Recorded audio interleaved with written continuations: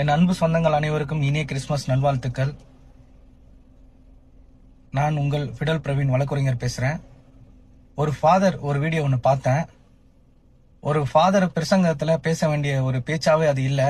அந்த வீடியோ நீங்களே தயவு செஞ்சு கொஞ்சம் பார்த்துட்டு வாங்களேன். மீண்டும் சந்திப்போம்.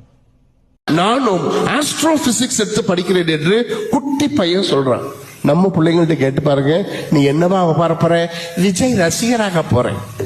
41 பேரை கொன்று குவிச்சவனுக்கு சரியா எல்லாம் இப்படி ஆகணும். இப்படி கையை இப்படி விலங்கு போட்டா நம்மளாம் என்ன செய்வோம்? விலங்கு போட்டாதான் கையை இப்படி வைப்போம் இல்லையா?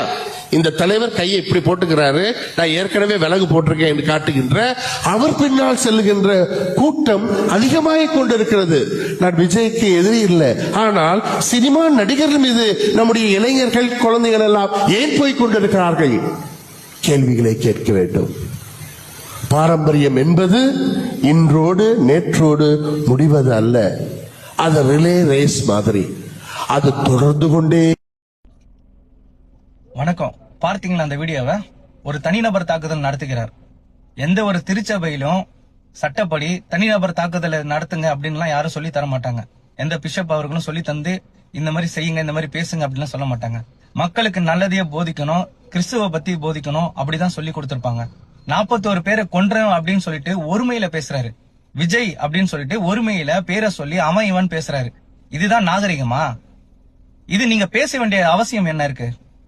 அதுக்கு நீங்க நேரடியாக போயிட்டு திமுகவில் போயிட்டு திமுகவோட கைகூலின்னு சொல்லிட்டு நேரடியாக திமுகவுக்கு போய் பிரச்சாரம் பண்ணுங்க. ஃபாதர் வேலைய உடைய கழட்டி விட்டுட்டு நேரடியாக திமுகவுக்கு போய் பிரச்சாரம் பண்ணுங்க.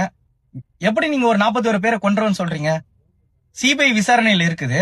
நீதிமன்றம் எந்த ஒரு உத்தரவும் பிறப்பிக்கல. தளபதி விஜய் அண்ணா தான் கொலை பண்ணான்னு சொல்லிட்டு எந்த நீதிமன்றம் உத்தரவு போட்டுதா? நீங்க எப்படி இப்படி பேசலாம் ஃபாதர் அவர்களே? நீங்க இந்த உடையை அணிஞ்சுக்கிட்டு சர்ச்சையில பேச வேண்டிய பேச்சே கிடையாது. மிக தப்பான செயல நீங்க இறங்கி நீங்க பேசிக்கிட்டு இருக்கீங்க. மிக வன்மையாக நாங்க தமிழக வெற்றி கழகம் மூலமா இதை நாங்க கண்டிக்கிறோம். ஒரு விஷயத்த நான் ரொம்ப நாளா பேசணும்னு நினைச்சிட்டு இருந்தேன். ஆனா சரி பேச வேணாம் நினைச்சிட்டு இருந்தேன். ஒரு விஷயம் நான் உங்களை பார்த்து கேள்வி கேட்கிறேன். எல்லாருமே பொதுமக்கள் எல்லாருமே நம்ம யோசிப்போம். நம்ம ஒருத்தங்க இறந்துட்டாங்கன்னா நம்ம என்ன பண்ணுவோம்? நம்மளோட உறவினர்கள் யாராவது இறந்துட்டாங்களா, எந்த வகையில இறந்துட்டாலுமே அத நம்ம வீட்டு வாசல்ல நம்ம உறவினர்கள் அனைவரும் வந்து மரியாதை செலுத்திட்டு போனதுக்கு அப்புறம் தான் நம்ம அடக்கம் பண்ணுவோம்.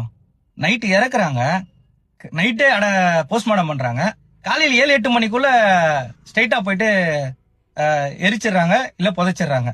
எப்படிங்க அது? ஏன் என்ன யாரு அந்த பிரஷரை கொடுத்தது? ஃபாதர் அவர்களே, நீங்க அந்த கேள்வி கேட்கணும்ல. நீங்க அதை பத்தி பேசிருக்கலாமே.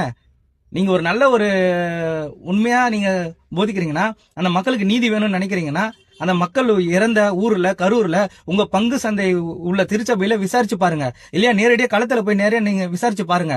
அங்க சொல்லுவாங்க அந்த மக்கள் எப்படி இறந்தாங்க அப்படின்றத அந்த மக்கள் சொல்லுவாங்க. நான் சொல்லக்கூடாது, அது எல்லாமே எனக்கு தெரியும். எல்லாமே எங்களுக்கு தெரியும். அந்த களத்துல நின்னு வேலை பார்த்தவங்க நாங்க, எங்களுக்கு எல்லாமே தெரியும்.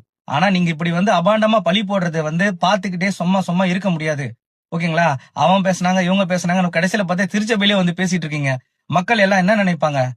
தளபதி விஜய் அண்ணா அவர்கள் பண்ணாங்கன்னு நினைக்கிறீங்களா? அதுக்கு தீர்வு எப்பயோ கொடுத்துட்டாங்க. 2026ல இதுக்காக வெயிட் பண்ணிட்டு இருக்காங்க. எல்லாருமே இதுக்காக வெயிட் பண்ணிட்டு இருக்காங்க.